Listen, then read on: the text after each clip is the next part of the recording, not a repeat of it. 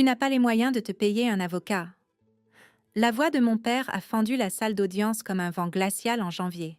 Ce n'était pas seulement fort, c'était délibéré. C'était fait pour m'humilier, pour rappeler à tout le monde exactement où il pensait que je me situais. Je me souviens de la façon dont quelques personnes dans l'assistance ont bougé sur leur siège. Pas par sympathie, non, par curiosité. Les tribunaux des petites villes ont le don de transformer la douleur en un divertissement feutré. Je me tenais là, seule, les mains immobiles le long du corps, même si j'avais l'impression que ma poitrine avait été vidée. La chaise de mon avocat était vide, intentionnellement. La juge a ajusté ses lunettes, jetant un coup d'œil au dossier devant elle. Puis, elle a levé les yeux vers moi, pas avec pitié, mais avec autre chose. Quelque chose de mesuré. Elle n'en aura pas besoin. Pendant un instant, toute la pièce s'est figée. De l'autre côté de l'allée, l'avocat de mon père, M. Alperne, un homme qui avait bâti sa réputation en écrasant des gens comme moi, s'est figé au milieu d'une phrase. Sa main est restée suspendue au-dessus de ses notes. « Mon Dieu !» a-t-il chuchoté de façon presque inaudible. « Est-ce vraiment elle ?» Et c'est là que je l'ai vue. Le visage de mon père s'est vidé de son sang. Ses épaules se sont crispées. Sa main a agrippé le bord de la table comme pour se stabiliser. Pour la première fois de ma vie, mon père semblait avoir peur de moi. Il n'en avait pas toujours été ainsi. Il fut un temps où mon père, Robert Callahan, était le genre d'homme pour qui les gens se levaient lorsqu'il entrait dans une pièce. Dans notre ville, Greenville, dans l'Ohio, son nom avait du poids. Il possédait la moitié de la zone commerciale du centre-ville et avait effectué 2 mandats au conseil du comté. En grandissant, je croyais ce que tout le monde croyait, qu'il était fort, juste, un bon protecteur, et que je devais lui en être reconnaissante. J'étais l'aînée, née en 1963, pile au moment où les choses changeaient dans ce pays. Les femmes commençaient à s'imposer dans des espaces dont elles avaient été exclues pendant des générations. Mais pas dans la maison de mon père. Dans son monde, les fils bâtissaient des héritages. Les filles les soutenaient. J'ai appris tôt à ne pas discuter, non pas parce que je ne le pouvais pas, mais parce que cela n'avait jamais d'importance. J'étais une bonne élève, calme, mais vive. Les chiffres avaient un sens pour moi, contrairement aux gens. Au moment où j'ai obtenu mon diplôme de fin d'études secondaires, mon conseiller d'orientation m'a prise à part et m'a dit « Tu pourrais aller loin, Linda, plus loin que la plupart des gens. » J'ai gardé cette phrase comme un secret. Je suis allée à l'Université d'État de l'Ohio grâce à une bourse partielle, travaillant la nuit dans un snack-bar juste pour couvrir ce que mon père ne payait pas. Il disait aux gens qu'il finançait mes études, mais la vérité est qu'il s'était à peine aperçu de mon départ. L'université a été la première fois où j'ai eu l'impression de pouvoir respirer. J'ai d'abord étudié la finance, puis je me suis orientée vers le droit. Quelque chose me semblait juste. La structure, la logique, l'idée que la vérité puisse réellement compter quelque part. Et pendant un temps, ce fut le cas. J'ai obtenu mon diplôme parmi les premières de ma promotion. J'ai même été admise en école de droit. C'est à ce moment-là que tout a basculé. Je me souviens encore d'être assise à la table de la cuisine, la lettre d'admission entre les mains, essayant de garder une voix ferme. J'ai été acceptée, ai-je dit, à l'Université du Michigan. Ma mère a souri doucement depuis l'autre bout de la pièce. Elle faisait toujours cela, des petits sourires, comme si elle avait peur de prendre trop de place. Mon père n'a pas levé les yeux tout de suite. Il lisait le journal. « C'est dans un autre état », a-t-il fini par dire. « Oui, mais ils m'ont fait une offre. »« Tu n'iras pas ?» Ce n'était pas fort. Ça n'avait pas besoin de l'être. J'ai senti quelque chose se briser en moi. « Je peux m'organiser », ai-je dit avec précaution. « Des aides financières, des prêts. On a besoin de toi ici. » Ces mots pesaient plus lourd que tout ce qu'il m'avait jamais dit. Requise, pas désirée, pas soutenue, requise. Pourquoi exactement? Il ne l'a jamais pleinement expliqué, mais j'ai compris. Mon jeune frère, Daniel, venait de commencer à travailler avec lui. L'entreprise se développait. La santé de ma mère commençait à décliner. Quelqu'un devait maintenir la cohésion de l'ensemble. Et dans l'esprit de mon père, ce quelqu'un, c'était moi. Alors, je suis restée. Je me suis dit que c'était temporaire. 1 an, peut-être 2. Aider, stabiliser les choses, puis repartir. C'est ce que je croyais. C'est ce que j'avais besoin de croire. Au début, cela ne ressemblait pas à un sacrifice. Je travaillais au bureau, j'organisais les comptes, je révisais les contrats, je corrigeais les erreurs que Daniel ne savait même pas qu'il commettait. Mon père a commencé à compter sur moi plus qu'il ne l'a jamais admis. Mais il n'a jamais dit merci. Pas une seule fois. Et il n'a certainement jamais mis mon nom sur quoi que ce soit. Les années ont passé comme elles le font quand on n'y prête pas attention. Silencieusement, implacablement, ma mère est tombée plus gravement malade. Je suis devenue son aide-soignante principale. Les visites chez le médecin, les médicaments, les longues nuits assises au bord de son lit quand elle ne pouvait pas dormir. Daniel s'est marié, a eu des enfants, a acheté une maison. Mon père ne tarissait pas d'éloges sur lui. C'est un homme bien, disait-il. Il perpétue le nom de la famille. Je me tenais juste là, tenant une pile de rapports financiers qui prouvaient que l'entreprise ne tenait encore debout que grâce à moi. Mais je restais silencieuse, car c'est ce que j'avais toujours fait. La première fois que j'ai réalisé que j'avais été effacée fut subtile. Un client est venu au bureau, l'air confus. On m'a dit de parler à la personne qui s'occupe de nos comptes, a-t-il dit.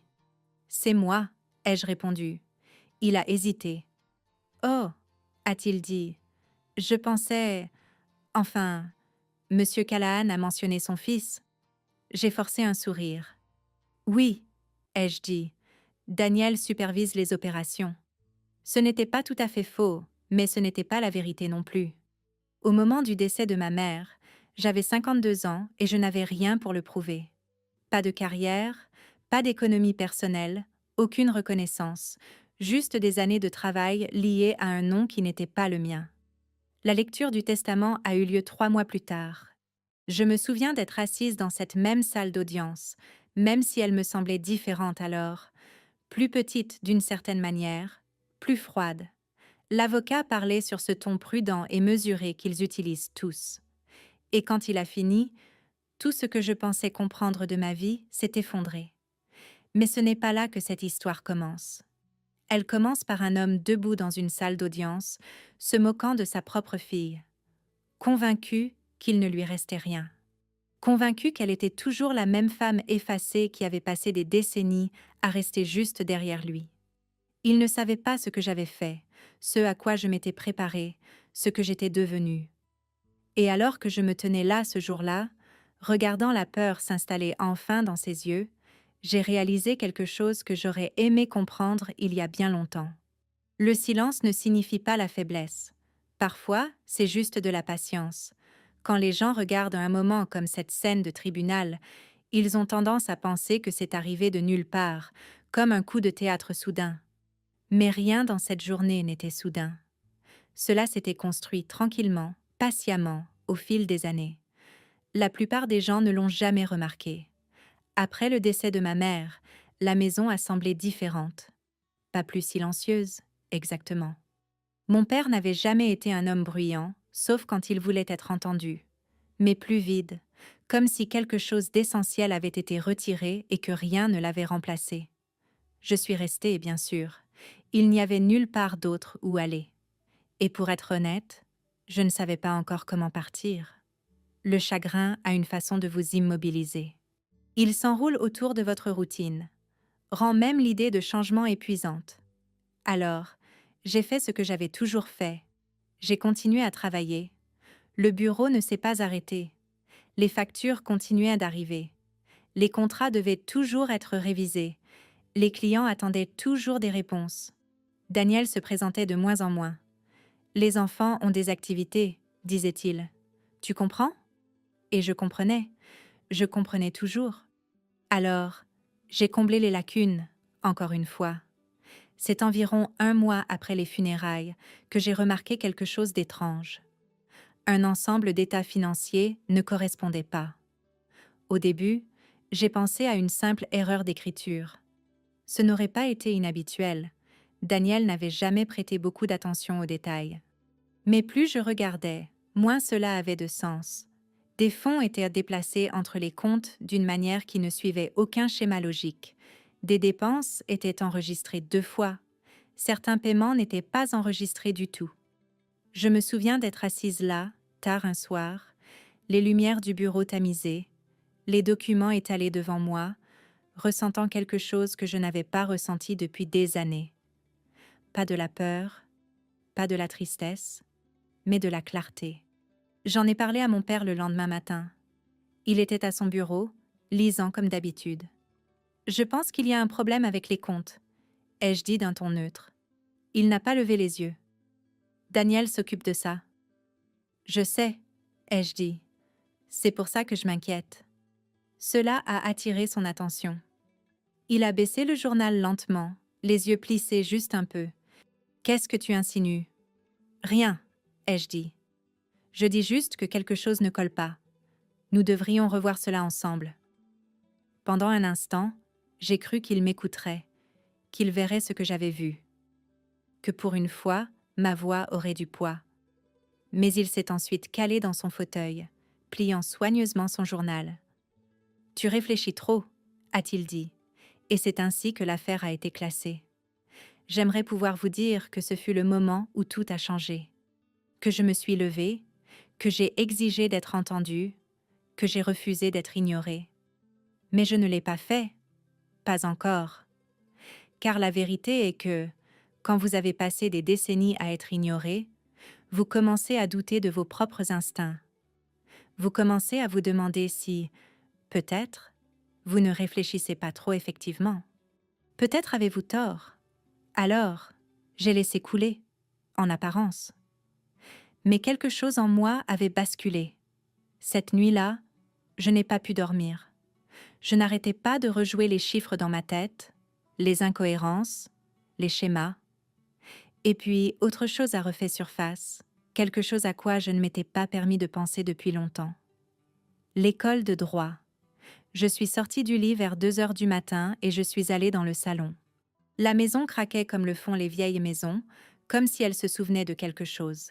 Je me suis assise au petit bureau près de la fenêtre, celui que j'utilisais pour aider ma mère avec ses papiers, et j'ai ouvert mon ordinateur. Il m'a fallu quelques minutes pour trouver ce que je cherchais. Les vieux dossiers, les conditions d'admission au barreau, la formation continue. Je ne savais même pas si c'était encore possible. À 55 ans, la plupart des gens pensent à la retraite, pas à recommencer à zéro. Mais j'ai continué à lire, et plus je lisais, plus quelque chose de familier revenait. Cette même certitude tranquille que j'avais ressentie toutes ces années auparavant, avant d'y renoncer. Le lendemain matin, j'ai pris une décision. Je ne l'ai dit à personne, ni à mon père, ni à Daniel. Cela ne servait à rien. Il n'aurait pas compris. Et pour une fois, je n'avais pas besoin qu'il comprenne. J'ai commencé doucement. Des cours en ligne au début, des documents de remise à niveau, des mises à jour juridiques. Je travaillais pendant la journée comme toujours, puis j'étudiais le soir. Au début, c'était épuisant. Mon esprit n'était plus aussi vif qu'avant. Je devais relire les choses, prendre des notes plus soigneusement. Mais quelque chose d'intéressant s'est produit. Après quelques semaines, c'est revenu. Pas seulement les connaissances, mais la façon de réfléchir. La façon dont les problèmes juridiques se déploient étape par étape, détail par détail. C'était comme une langue que je n'avais pas parlée depuis des années et qui revenait soudainement. À cette époque, j'ai contacté quelqu'un à qui je n'avais pas parlé depuis près de 3 décennies, le professeur Alan Green.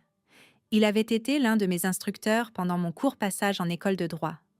Un homme juste, calme, observateur, le genre de personne qui voyait des choses que les autres manquaient.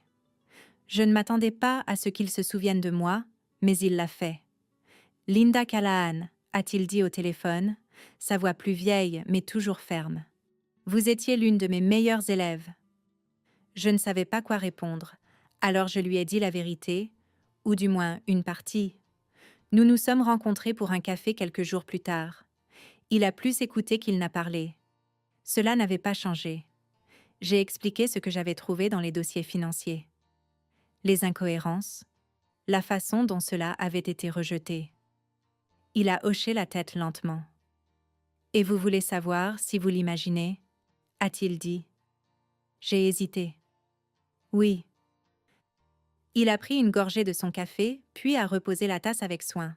« Non, » a-t-il dit, « vous ne l'imaginez pas. » Ce fut le moment où tout a véritablement commencé.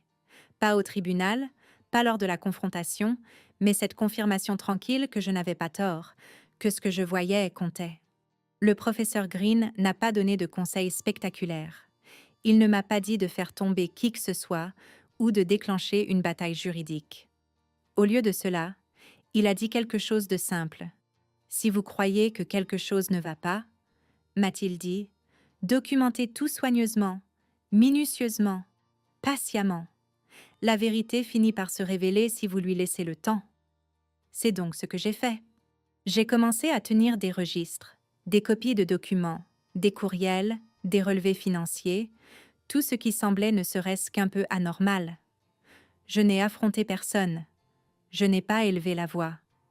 J'ai simplement observé. Les semaines sont devenues des mois. Les schémas sont devenus plus clairs. Et plus je regardais en profondeur, plus il devenait difficile d'ignorer la réalité. Daniel n'était pas seulement négligent, et mon père n'était pas ignorant. Cette prise de conscience n'est pas venue d'un coup.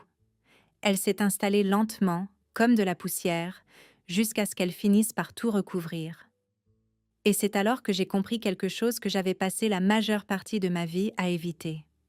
Il ne s'agissait pas seulement d'être ignoré, il ne s'agissait pas seulement de dynamique familiale. C'était tout autre chose. Quelque chose qui ne se réparerait pas tout seul. Quelque chose qu'il faudrait, tôt ou tard, affronter. Et pour la première fois depuis très longtemps, j'étais prête. Il y a un moment calme, presque banal, où l'on réalise quelque chose que l'on ne peut plus ignorer. Pour moi, c'est arrivé un mardi après-midi. Rien de spécial ce jour-là. Le genre de ciel gris de l'Ohio qui pèse bas et donne l'impression que tout est plus petit. J'étais à mon bureau, en train de réviser une série de transferts de propriété liés à l'un de nos plus vieux immeubles commerciaux du centre-ville. Au premier coup d'œil, tout semblait routinier, mais j'ai ensuite vu mon nom, ou plutôt son absence. La propriété en question était une propriété que j'avais personnellement gérée pendant près de 15 ans. Je m'occupais des locataires, je négociais les baux, je résolvais les litiges, chaque détail. Mais selon le document devant moi, elle avait été entièrement transférée au nom de Daniel. Pas récemment, il y a des mois, signée, déposée, définitive. Je suis restée assise là pendant un long moment à fixer cette page. Non pas parce que je ne comprenais pas, mais parce que je comprenais trop bien. Le soir même, j'ai attendu que mon père soit seul dans le salon. Il était assis dans son fauteuil habituel, la télévision à bas volume, un verre de bourbon posé sur la table d'appoint. Je suis restée dans l'encadrement de la porte un moment avant de parler. « Quand comptais-tu me le dire » Il n'a pas levé les yeux. « À propos de quoi » Je suis entrée lentement, posant le document sur la table devant lui. « De ça » Il l'a parcouru brièvement du regard, puis s'est calé dans son fauteuil. « Ce sont les affaires » a-t-il dit. « Les affaires » Un mot si simple, si facile derrière lequel se cacher. « J'ai géré cette propriété » ai-je dit, en gardant une voix ferme, pendant des années. « Et tu as été rémunéré » a-t-il répondu. « Ce n'est pas la question. » Il a finalement levé les yeux vers moi, son expression inchangée. « C'est précisément la question. » J'ai senti quelque chose basculer en moi, pas de la colère, pas encore, quelque chose de plus profond. Tu l'as transféré sans me le dire. Je n'ai pas besoin de te consulter pour les décisions familiales. La famille. Ce mot encore, utilisé quand c'était pratique, ignoré quand ça ne l'était pas. J'ai pris une lente inspiration. Était-ce vraiment une décision familiale? Ses yeux se sont légèrement plissés. Qu'est-ce que tu insinues encore? J'ai soutenu son regard. Je demande si Daniel sait ce qu'il fait. Silence. Juste pour un instant. Mais c'était suffisant. Ce fut la première fissure. Tu as toujours eu un problème à faire confiance à ton frère, a fini par dire mon père. Ce n'est pas de cela qu'il s'agit. Si, a-t-il dit, Il s'agit de toi qui dépasses les bornes. Dépasser les bornes, après tout ce que j'avais fait. J'ai regardé à nouveau le document, puis je l'ai regardé lui. Il y a des anomalies, ai-je dit calmement. Dans plusieurs comptes, des transferts qui n'ont aucun sens, des paiements manquants. Il n'a pas répondu tout de suite. Au lieu de cela, il a pris son verre, buvant une lente gorgée. Puis, il l'a reposé, avec soin. « Tu dois arrêter de fouiller », a-t-il dit. C'était là.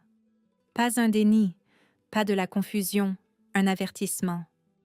Je l'ai senti alors, clair comme le jour. Ce n'était pas un malentendu, ce n'était pas de la négligence, c'était intentionnel.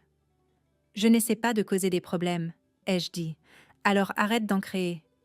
J'essaie de comprendre. Non, m'a-t-il interrompu, la voix plus tranchante cette fois. Tu essaies de t'insérer là où tu n'as pas ta place, là où je n'ai pas ma place, dans une entreprise que j'avais aidé à bâtir, dans une famille que j'avais passé ma vie à soutenir. J'ai hoché la tête lentement, non pas parce que j'étais d'accord, mais parce que j'avais compris quelque chose d'important à ce moment-là. Il n'y aurait pas de résolution ici, ni en privé, ni dans le calme. J'ai ramassé le document et je me suis tournée vers la porte. « Linda !» Je me suis arrêtée, mais je ne me suis pas retournée. « Fais attention », a-t-il dit. Je n'ai pas répondu. Je n'en avais pas besoin. Cette nuit-là, je n'ai pas dormi du tout. Mais cette fois, ce n'était pas la confusion qui me tenait éveillée, c'était la clarté. Le lendemain matin, j'ai passé un coup de téléphone. Le professeur Green n'a pas semblé surpris. « Racontez-moi tout », a-t-il dit. C'est ce que j'ai fait. Chaque détail, chaque incohérence, chaque conversation. Il a écouté comme avant, patiemment. Quand j'ai eu fini, il y a eu un long silence. Puis, il a dit quelque chose qui a tout changé. « Vous devez vous protéger. » Je me suis adossée à ma chaise.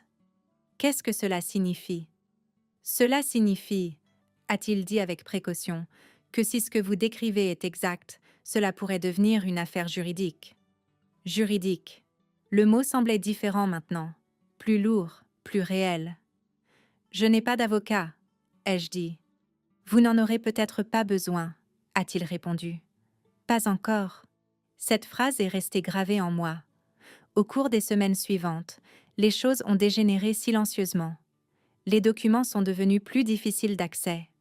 Les comptes que j'utilisais régulièrement ont été soudainement restreints. Daniel a arrêté de répondre à mes appels.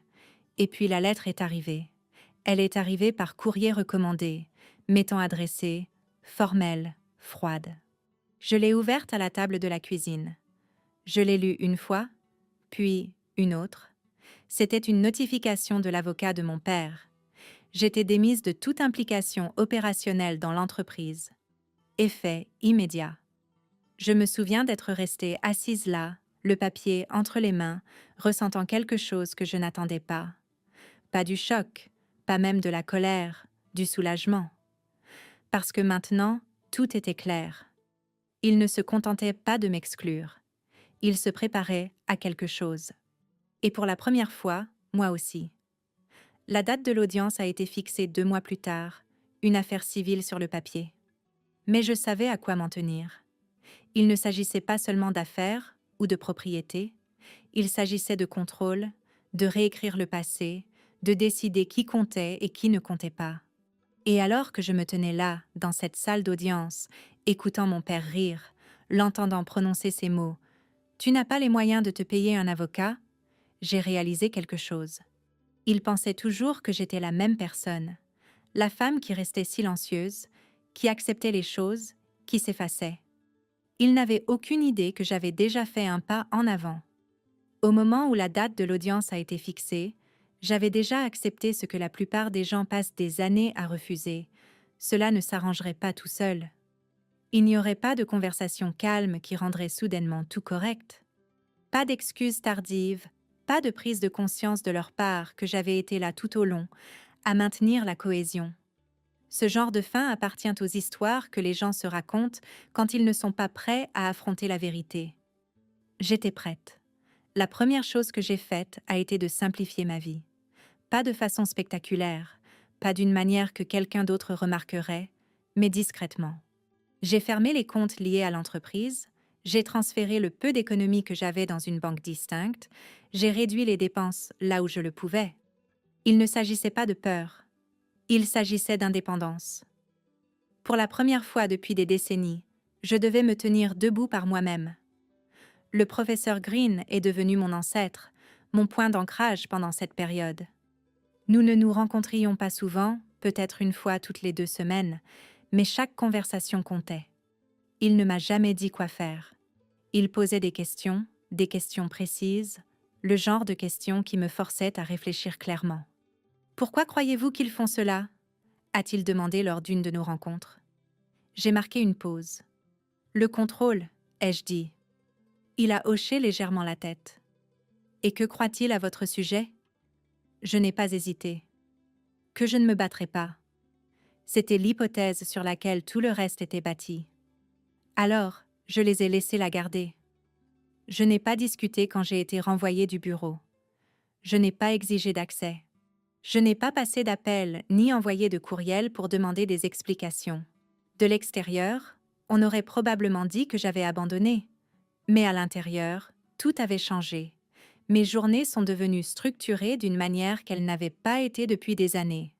Les matinées étaient consacrées à la recherche, les après-midi à l'organisation des documents, les soirées à l'étude. J'ai repris tout ce que j'avais collecté. Les dossiers financiers, les transferts de propriété, les correspondances par courriel. Chaque morceau de papier racontait une histoire. Individuellement, ils pouvaient être écartés. Une erreur ici, un malentendu là. Mais ensemble, ils formaient un schéma, et les schémas sont difficiles à ignorer. J'ai appris à voir ces schémas plus clairement, à les présenter, à construire quelque chose à partir d'eux. Il ne s'agissait pas seulement de ce qui s'était passé. Il s'agissait de le prouver. Cette distinction est cruciale, surtout dans une salle d'audience. Il y avait des nuits où cela me semblait insurmontable, où je restais assise à mon bureau, entourée de documents, à me demander si j'avais trop attendu, si j'avais laissé trop de choses m'échapper, si j'étais simplement dépassée.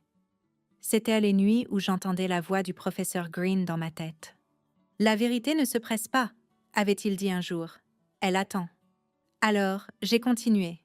Environ 3 semaines avant l'audience, quelque chose d'inattendu s'est produit. J'ai reçu un appel d'un numéro que je ne reconnaissais pas. J'ai failli ne pas répondre, mais quelque chose m'a dit de le faire. « Mademoiselle Callahan ?» a demandé la voix à l'autre bout. « Oui ?»« Ici, Margaret Ellis. J'ai travaillé pour votre entreprise, principalement en comptabilité. » Je n'ai pas reconnu le nom au début, mais elle a continué.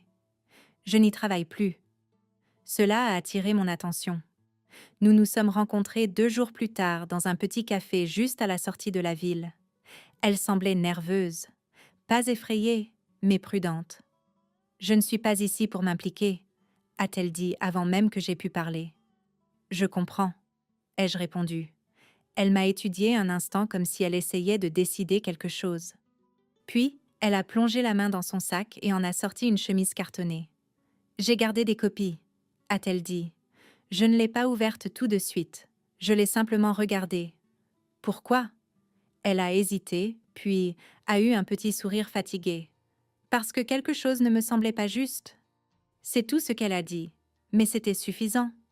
Quand j'ai ouvert le dossier plus tard cette nuit-là, tout a changé.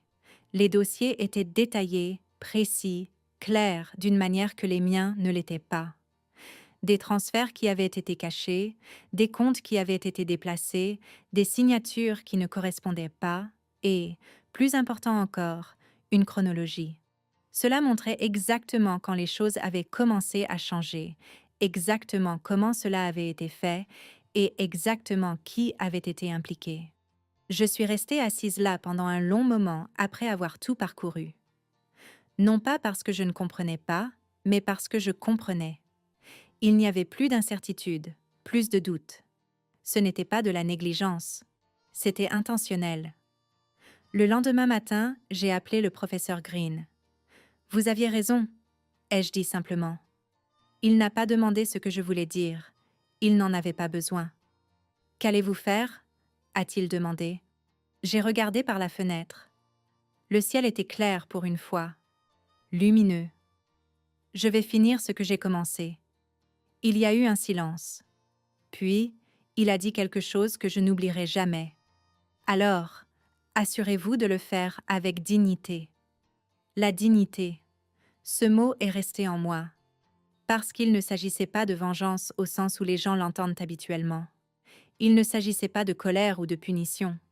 Il s'agissait de vérité. Et la vérité n'a pas besoin de crier. Elle a juste besoin d'être vue. Dans les jours précédant l'audience, j'ai tout préparé avec soin, de façon organisée et claire. Je n'ai pas répété de discours. Je n'ai pas imaginé de confrontation. Je me suis concentrée sur les faits, car les faits ne flanchent pas. La veille de la date du tribunal, je me suis assise à la table de ma cuisine une dernière fois. Tous les documents étaient étalés devant moi, tout ce que j'avais rassemblé, tout ce que j'avais reconstruit. Je n'étais pas nerveuse. Pas de la manière à laquelle je m'attendais. Je me sentais calme, non pas parce que je savais ce qui allait se passer, mais parce que je savais que j'avais fait tout ce que je pouvais. Pour la première fois depuis très longtemps, je me faisais confiance. Et le lendemain matin, je suis entrée seule dans cette salle d'audience. Non pas parce que je n'avais personne, mais parce que je n'avais plus besoin de personne pour parler à ma place.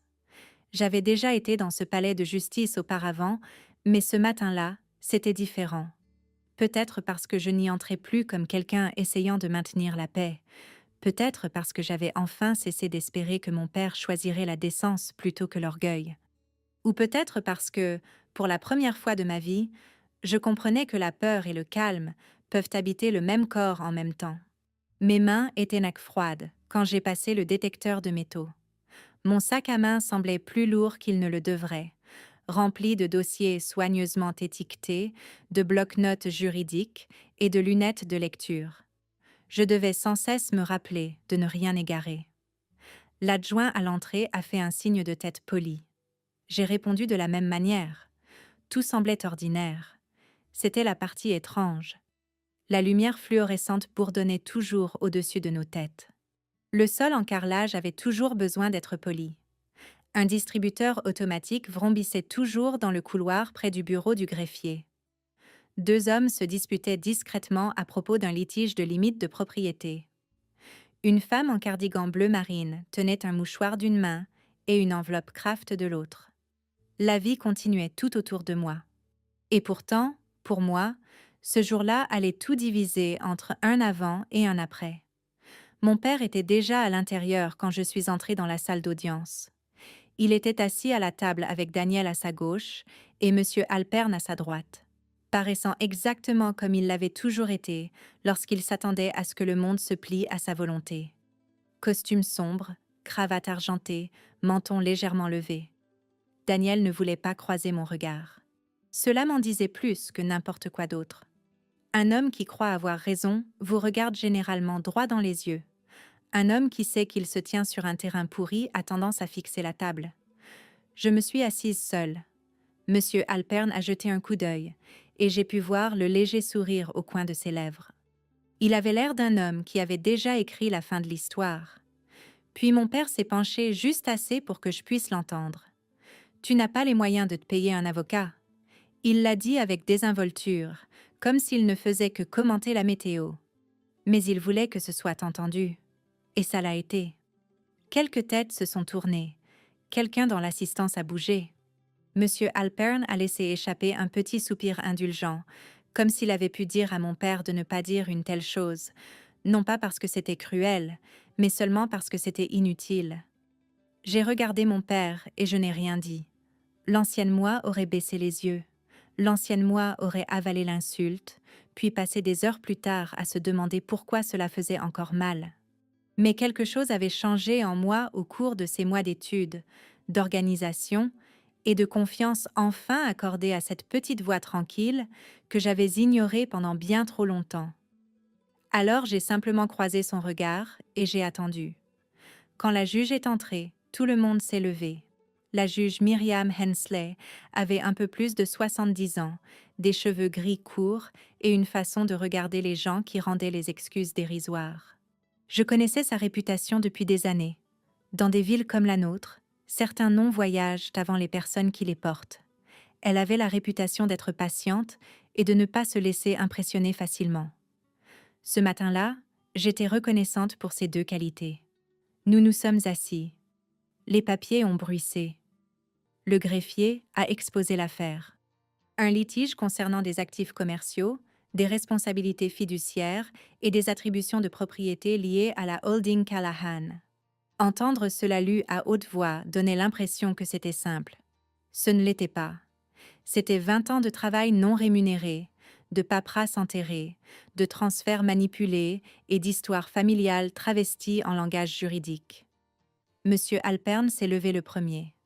Il avait une de ces voix que les avocats cultivent quand ils veulent apparaître à la fois confiants et raisonnables. Il a parlé d'efficacité, de continuité, de nécessité opérationnelle. Il m'a décrite comme quelqu'un qui avait été impliqué de manière périphérique dans le soutien administratif, mais qui n'avait aucun intérêt formel de propriété dans les entités contestées. Impliqué de manière périphérique. J'ai failli sourire. J'avais tenu leurs comptes en équilibre, corrigé leurs erreurs, géré leurs propriétés, négocié avec leurs locataires, rectifié leurs contrats et, à plus d'une occasion, je les avais sauvés d'erreurs coûteuses qu'ils ne savaient même pas qu'ils commettaient. Impliqués de manière périphérique. Il y a des mensonges si complets qu'ils en deviennent presque élégants. Monsieur Alpern a continué à construire sa version proprette de ma vie, pendant que mon père était assis à côté de lui, les mains jointes, aussi calme que s'il assistait à une réunion de conseil d'administration. Puis la juge s'est tournée vers moi. « Mademoiselle Callahan, » a-t-elle dit, « avez-vous une représentation aujourd'hui ?»« Non, votre honneur. » Avant même que monsieur Alpern ne puisse bouger, mon père a laissé échapper un petit ricanement satisfait par le nez. Puis, la juge Hensley a regardé les documents devant elle, m'a regardé à nouveau, et a dit de sa voix calme et ferme. Elle n'en aura pas besoin. L'atmosphère dans la pièce a changé. Pas bruyamment, pas de façon spectaculaire, mais de manière indéniable. Monsieur Alpern s'est arrêté de bouger. Sa main, qui s'apprêtait à saisir une pièce à conviction, s'est figée à mi-chemin. Il m'a regardé alors, non pas avec amusement, non pas avec dédain, mais avec reconnaissance. Une véritable reconnaissance. « Mon Dieu !» a-t-il dit à voix basse, mais assez fort pour être entendu par ses voisins. « Est-ce vraiment elle ?» Je savais ce qu'il avait vu. Pas mon visage exactement, mais mon dossier, sa structure, sa clarté, les citations, l'organisation des pièces, la vieille discipline qui réapparaissait au grand jour. Des années plus tôt, avant de quitter l'école de droit, j'avais participé à des concours de plaidoirie, discrètement mais avec succès. Mon nom avait circulé dans des endroits que mon père n'avait jamais remarqués, car il n'avait jamais pris la peine de regarder au-delà de son propre reflet. Les hommes comme monsieur Alpern se souvenaient de ces choses. Pas toujours de la personne, mais du travail. Et le travail laisse une signature. Mon père s'est tourné vers lui. « Qu'est-ce que cela veut dire ?» a-t-il chuchoté durement. Monsieur Alpern n'a pas répondu. Ce fut le moment où j'ai vu l'assurance de mon père commencer à se fissurer. Non pas parce qu'il comprenait soudainement tout, mais parce que quelqu'un en qui il avait confiance comprenait, lui. La juge Hensley m'a invité à procéder. Je me suis levée, j'ai ouvert mon dossier et j'ai ajusté mes lunettes. Ma voix, quand elle est sortie, m'a surprise moi-même. Elle était calme. Pas théâtrale, pas tremblante, juste claire. Votre honneur, j'aimerais commencer par la pièce B, l'historique des transferts liés à l'immeuble Jefferson, suivi des résumés comptables des pièces D à H. Monsieur Alpern a contesté presque immédiatement, invoquant la pertinence. J'étais prête pour cela. J'ai répondu point par point. Chronologie, lien, schéma de transfert, incohérences internes, absence de divulgation, anomalie de signature. La juge a rejeté son objection. Puis j'ai continué.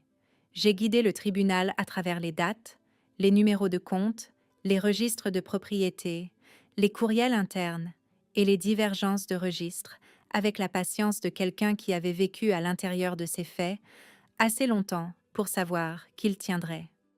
Je n'ai pas spéculé. Je n'ai pas accusé plus que ce que je pouvais prouver.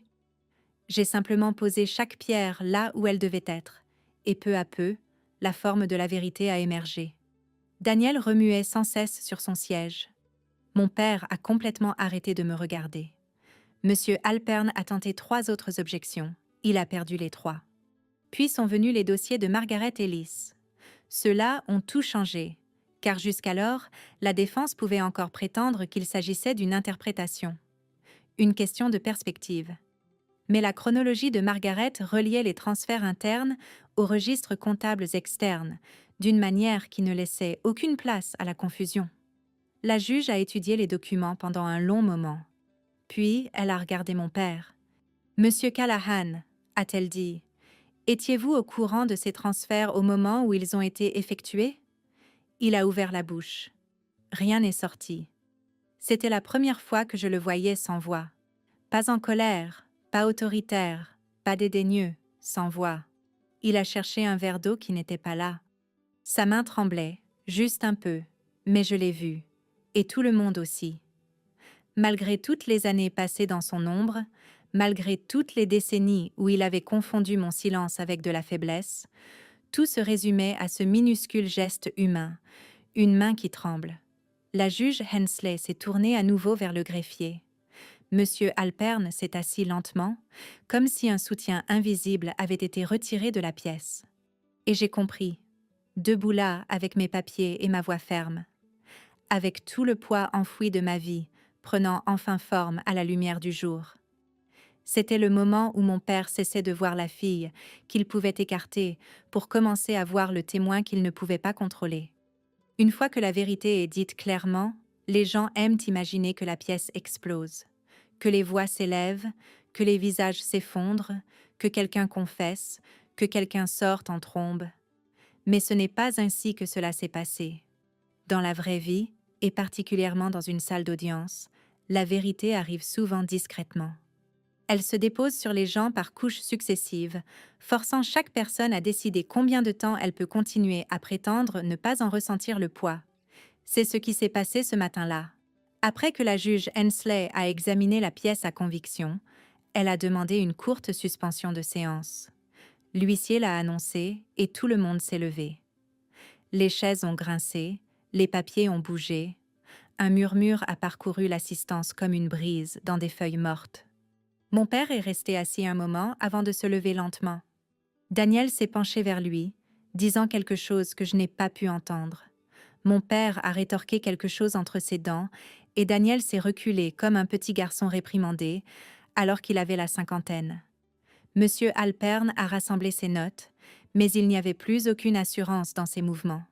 Il ressemblait à un homme essayant de réparer un toit en pleine tempête, sachant pertinemment que les poutres en dessous étaient déjà pourries. Je suis restée là où j'étais. Je ne voulais pas de café. Je ne voulais pas d'air.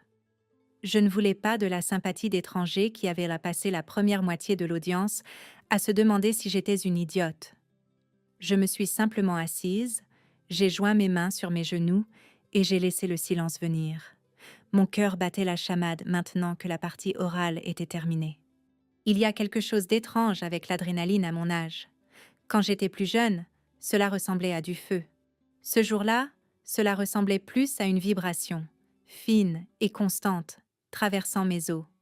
La juge Hensley n'avait pas encore statué. Je savais qu'il ne fallait pas crier victoire trop tôt. Les faits comptent au tribunal, oui, mais la procédure aussi. La présentation compte. Le timing compte. Un argument solide ne garantit pas un résultat final. Pourtant, je savais que l'air avait changé, et eux aussi. Pendant la suspension, j'ai surpris Daniel en train de me regarder vraiment pour la première fois depuis des années. Il n'y avait pas de chaleur, mais pas de mépris non plus. C'était quelque chose de plus triste que cela, de la reconnaissance. Non pas de qui j'étais devenue, mais de qui j'avais toujours été, et de ce qu'il lui en avait coûté de prétendre le contraire. Il a commencé à marcher vers moi, puis s'est arrêté quand mon père a prononcé son nom sèchement de l'autre côté de l'allée. Daniel a fait demi-tour et l'a suivi. Cela m'a dit tout ce que j'avais besoin de savoir. Certaines personnes vieillissent, d'autres restent simplement obéissantes. Quand l'audience a repris, le ton de M. Alpern avait complètement changé. L'assurance fluide avait disparu. À sa place, il y avait de la prudence. Il a essayé de requalifier les transferts en décisions administratives prises sous pression. Il a suggéré que mon père s'était trop reposé sur Daniel. Il a insinué qu'il y avait peut-être eu de la confusion plutôt qu'une faute professionnelle. La confusion. C'était le mot auquel il se raccrochait alors que la version initiale des événements s'effondrait. La juge Hensley écoutait, mais son visage ne laissait rien paraître. Puis, elle a posé une question qui a tranché dans le vif. « Mademoiselle Callahan a-t-elle jamais été informée, a-t-elle dit, que les actifs qu'elle gérait étaient réattribués malgré son rôle opérationnel de longue date et sa supervision documentée ?» Personne n'a répondu immédiatement parce qu'il n'y avait pas de bonne réponse. Monsieur Alpern a regardé mon père. Mon père a regardé droit devant lui. Daniel a baissé les yeux.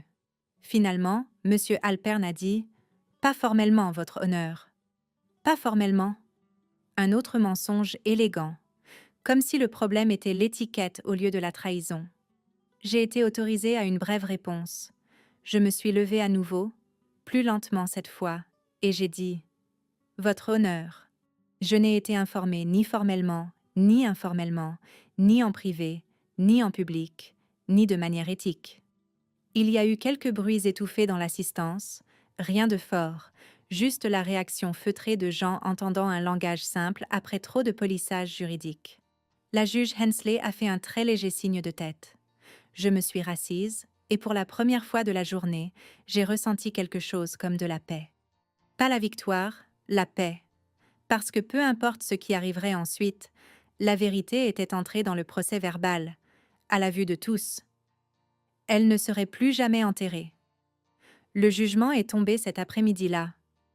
La juge Hensley a conclu que les transferts et les retraits de responsabilité avaient été effectués sans divulgation appropriée, sans transparence fiduciaire adéquate, et dans des circonstances qui soulevaient de graves préoccupations quant à une faute interne.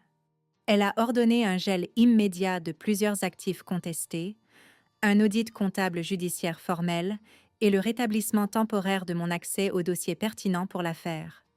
Elle a également déclaré, dans un langage assez calme pour être dévastateur, que mon rôle dans l'entreprise avait été substantiel, de longue date et matériellement significatif, malgré les tentatives répétées de le minimiser. Matériellement significatif. J'avais attendu 30 ans pour entendre quelqu'un en position d'autorité décrire mon travail honnêtement. Je n'ai pas pleuré. Pas là-bas. Mais quelque chose en moi s'est desserré, comme un nœud serré pendant des décennies qui commençait enfin à lâcher. Mon père fixait devant lui pendant la lecture du jugement. Son visage était livide. Daniel avait l'air malade. Monsieur Alpern prenait des notes, même si je pouvais voir à son expression qu'il pensait déjà à la suite, à la limitation des dégâts, à la réputation, à cette activité très américaine qui consiste à survivre au déshonneur dans un costume bien repassé. Quand ce fut fini, l'huissier nous a libérés. Cela aurait dû être la fin du moment, mais mon père s'est levé brusquement et s'est tourné vers moi. « Es-tu fier de toi » a-t-il demandé. Sa voix n'était pas forte, cela la rendait pire. Parce que j'entendais ce qu'il y avait en dessous. Pas de remords, pas de réflexion, de l'humiliation. Il n'était pas blessé par ce qu'il avait fait. Il était blessé d'avoir été démasqué. Je l'ai regardé un long moment avant de répondre. « Non », ai-je dit. « Je suis triste que nous ayons dû en arriver là. » Sa mâchoire s'est contractée.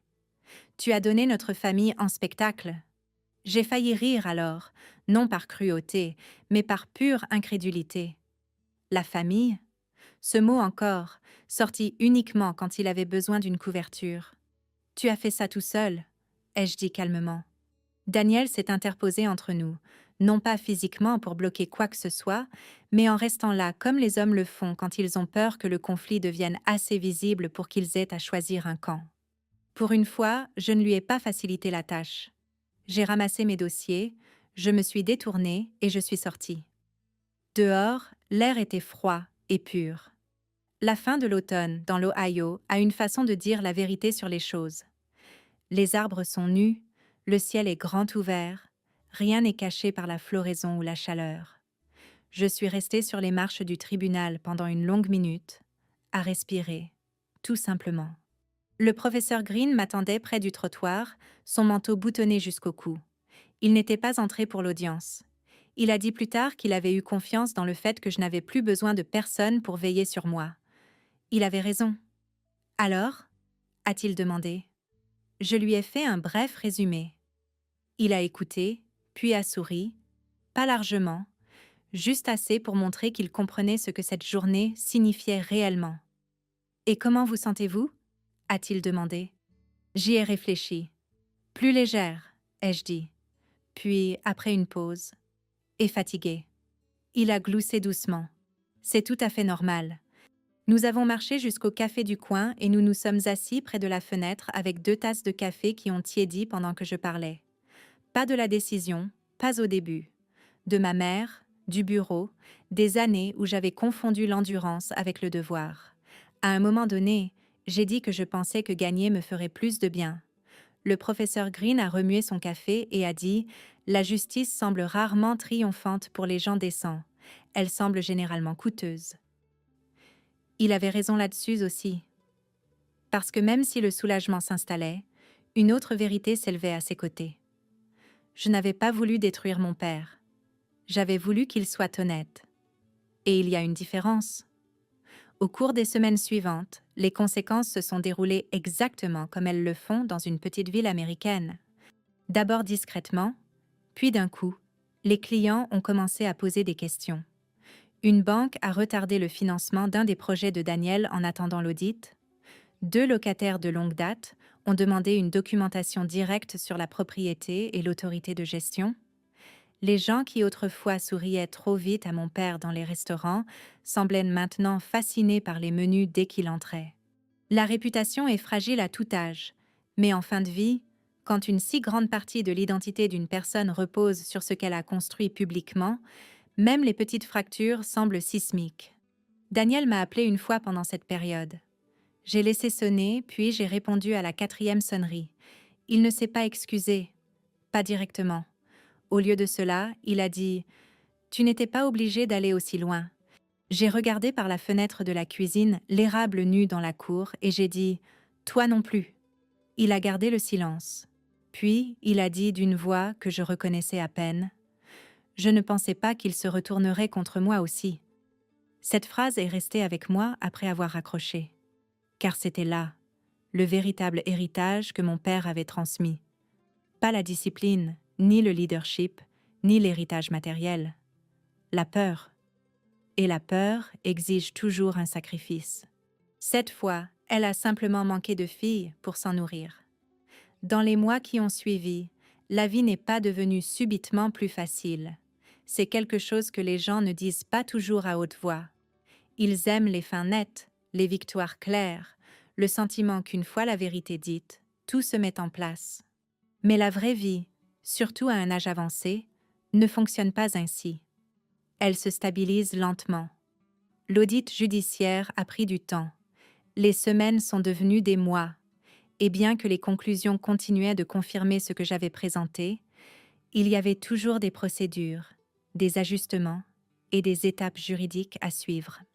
La décision du tribunal m'a redonné accès au dossier, aux opérations, à la vérité, telle qu'elle avait toujours existé derrière les portes closes, mais je ne me suis pas précipitée de nouveau dans l'entreprise, comme certains l'espéraient. J'y suis retournée prudemment, délibérément. Le bureau semblait plus petit que dans mes souvenirs, pas physiquement, mais en termes de sens. Pendant tant d'années, il avait été mon monde entier, l'endroit où j'avais déversé mon temps, mon énergie, mon identité. Maintenant, assise à ce même bureau, regardant les mêmes classeurs, le même tapis usé, la même horloge murale qui tic-taquait, je le voyais différemment. Ce n'était pas ma vie. C'était juste une partie de celle-ci. Et cette prise de conscience m'a apporté une sorte de paix que je n'attendais pas. Daniel m'évitait au début. Quand nous nous croisions, c'était bref, professionnel, prudent. Les suppositions faciles et les dédains silencieux avaient disparu. À leur place, il y avait de la distance, pas hostile, mais incertaine. Mon père n'est pas venu au bureau du tout, pas pendant des semaines. Puis un matin, sans prévenir, il est entré. J'étais à mon bureau en train de réviser un contrat de bail quand j'ai senti le changement dans la pièce. Cette même vieille présence, celle à laquelle j'avais passé la majeure partie de ma vie, à répondre sans même y réfléchir. J'ai levé les yeux. Il se tenait là, manteau sur le dos, chapeau à la main. Pendant un moment, aucun de nous n'a parlé. Le temps fait quelque chose d'étrange aux gens. Il ne les adoucit pas toujours, mais il révèle des choses qu'ils ne peuvent plus cacher. Il paraissait plus vieux, pas seulement en années, mais en poids. « Je ne m'attendais pas à te revoir ici », a-t-il dit. Sa voix était plus calme que je ne l'avais jamais entendue. « Je ne m'attendais pas à partir », ai-je répondu. Ce n'était pas censé être tranchant, juste honnête. Il a hoché la tête légèrement comme si cette réponse avait pour lui un sens qu'elle n'aurait pas eu auparavant. Je suppose que moi non plus. Il y a eu une longue pause, le genre de pause qui me rendait mal à l'aise autrefois. Le genre que je m'empressais de combler, mais plus maintenant. J'ai fait des erreurs, a-t-il fini par dire. J'ai attendu. J'ai fait confiance aux mauvaises choses, a-t-il continué. Je me suis concentré sur les mauvaises choses. Ce n'étaient même pas des excuses complètes. Pas le genre que l'on entend dans les films, mais c'était ce qu'il avait fait de plus proche. J'aurais dû te voir, a-t-il ajouté après un moment. Celle-là m'a touchée. Non pas parce qu'elle réparait quoi que ce soit, mais parce qu'elle reconnaissait quelque chose de réel. J'ai toujours été là, ai-je dit. Il a de nouveau hoché la tête lentement. Je le sais maintenant. Nous ne nous sommes pas serrés dans les bras. Nous ne sommes pas soudainement devenus ce que nous n'avions jamais été, mais quelque chose a basculé, le respect. Pas celui qui vient de l'autorité, mais celui qui vient de la reconnaissance. Et à notre âge, cela compte davantage. Daniel est entré plus tard ce jour-là. Il s'est tenu dans l'encadrement de la porte de mon bureau de la même manière que je m'étais tenue dans celle de mon père des années auparavant. « Je ne sais pas comment réparer ça », a-t-il dit. Je l'ai regardé un instant. Puis j'ai dit quelque chose que j'avais appris à mes dépens. « On ne répare pas tout d'un coup. » Il a légèrement froncé les sourcils. « Alors comment ?»« On commence par dire la vérité, » ai-je dit, « même quand cela vous coûte quelque chose. » Il n'a pas répondu tout de suite, mais il n'est pas parti non plus. Et parfois, c'est le début. Je ne suis pas restée éternellement dans l'entreprise. Cela surprend les gens. Après tout ce pourquoi je m'étais battue, ils s'attendaient à ce que j'en prenne le contrôle, que je la développe, que je la reconstruise à mon image. Mais ce n'était pas ce que je voulais. Ce que je voulais, c'était retrouver ma voix. Et une fois que je l'ai eue, j'ai réalisé que je pouvais l'utiliser de façon que je n'avais pas imaginée auparavant. J'ai commencé à faire du bénévolat dans une clinique d'aide juridique locale, aidant principalement des personnes âgées, des gens de mon âge ou plus, qui se trouvaient submergés par la paperasse, les contrats ou des situations qu'ils ne comprenaient pas totalement. Des gens qui avaient fait confiance à quelqu'un et qui avaient été déçus. Je ne faisais pas de discours spectaculaires. Je ne leur disais pas quoi faire. J'écoutais. Puis je les aidais à voir clair. Car la clarté, c'est le pouvoir. Et c'est quelque chose que personne ne devrait se voir refuser simplement parce qu'on lui a appris à rester silencieux. Mon père et moi nous voyons maintenant. Pas souvent, mais assez. Nous nous asseyons parfois sur sa véranda à regarder la même étendue de jardin où je jouais enfant. Nous ne parlons pas de l'affaire. Nous ne revisitons pas le passé en détail. Mais il y a un autre type de silence entre nous maintenant. Pas l'ancien silence. Pas celui rempli de non-dits. Celui-ci est empreint de compréhension. S'il y a une chose que j'ai apprise à travers tout cela, c'est que la force ne ressemble pas toujours à ce que l'on attend. Elle n'arrive pas toujours tôt. Elle ne s'exprime pas toujours bruyamment. Parfois, elle arrive après des années passées à être ignorée, après des années à penser que vous avez laissé passer votre chance, Après des années à croire que votre rôle était simplement de soutenir les autres. Et puis un jour, vous réalisez que votre voix n'était jamais partie. Vous ne l'aviez simplement pas encore utilisée. Alors, si vous m'écoutez, si vous vous êtes déjà senti méprisé, sous-estimé ou discrètement mis de côté, je veux que vous vous souveniez de quelque chose. Il n'est jamais trop tard pour se lever, jamais trop tard pour apprendre, jamais trop tard pour dire la vérité. Et quand vous le ferez, vous ne recevrez peut-être pas d'applaudissements. Vous ne ressentirez peut-être même pas la victoire comme vous l'aviez imaginé, mais vous ressentirez quelque chose de mieux. Vous vous sentirez entière.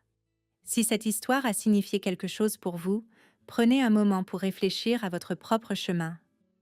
Partagez-la avec quelqu'un qui pourrait avoir besoin de l'entendre, ou restez simplement avec elle en silence. Et si vous souhaitez d'autres histoires comme celle-ci, des histoires de force, de vérité et de seconde chance, restez avec nous. Car parfois, les voix les plus calmes portent les histoires les plus fortes. Bueno, te digo, Panda, creo que voy a coincidir más contigo porque ya voy a empezar a hacer stream a pues, estas horas.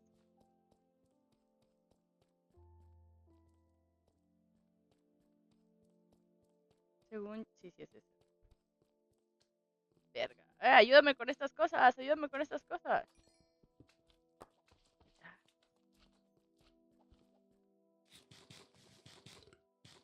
A ver, ahora sí, otra vez. Uy, es que sí pega fuerte mi compa, la neta. Ni chance da de correr poquito, loco. Oh, ya salió otra vez, güey. Voy a dejar aquí mi cama. La voy a marcar.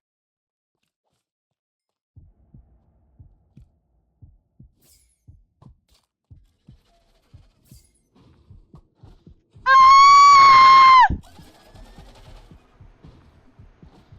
¡Corre, perra, corre!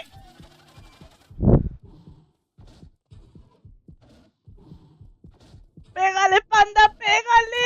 ¡Pégale, panda, pégale! ¡Loco, pégale! ¡Pégale, loco! Verga, me agarró aquí, me agarró aquí, me agarró aquí. ¡Eso, panda, eso! ¡No te dejes, panda! ¡Órale, órale, órale, órale! Uy, güey, es que pega fuerte. Coyeye, coyeye. ¡Órale, panda! ¡Órale, hijo de puta! ¡Órale, órale, órale, órale! ¡Córrele!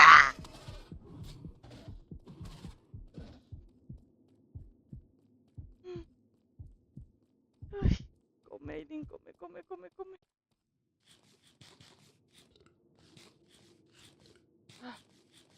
No mames.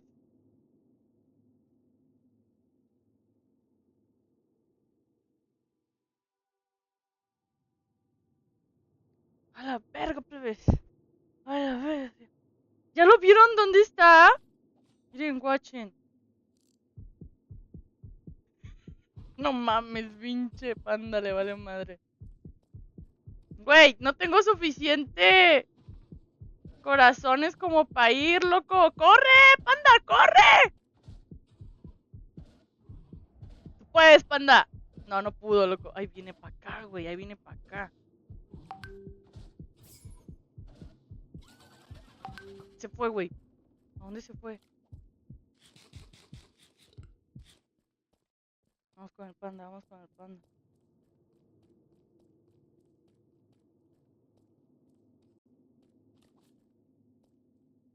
Panda, pandita, hay que cuidarnos, pandita. Cuidado por donde salga,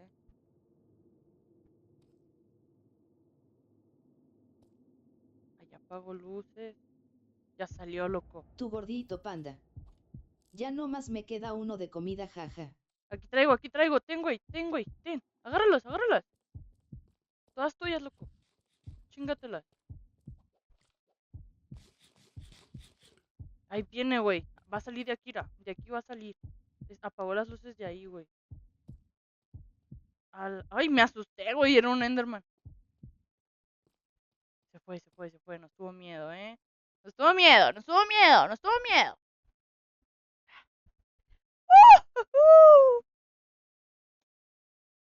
No manches. Ah, yo pensé que era aquel. Muy bien, panda, muy bien. Ya salió, ¿dónde está? Ahí está, loco. Ah, pinche panda.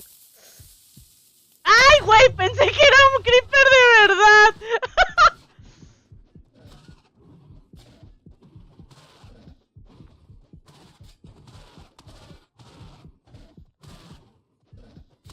Uy, me va a matar. Corre, corre, corre, corre, corre, corre, corre. Corre, corre, corre, corre, corre, corre, corre, corre, corre, corre, corre, corre, corre, corre. Me asusté, loco, con el creeper. Dije, no mames, me salió un creeper.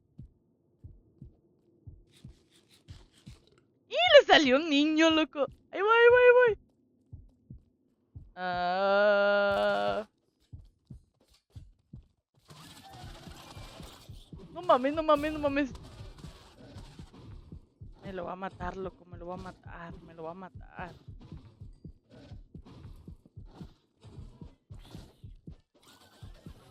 ¿Dónde está el niño? ¿Dónde está el niño? Órale, órale, órale.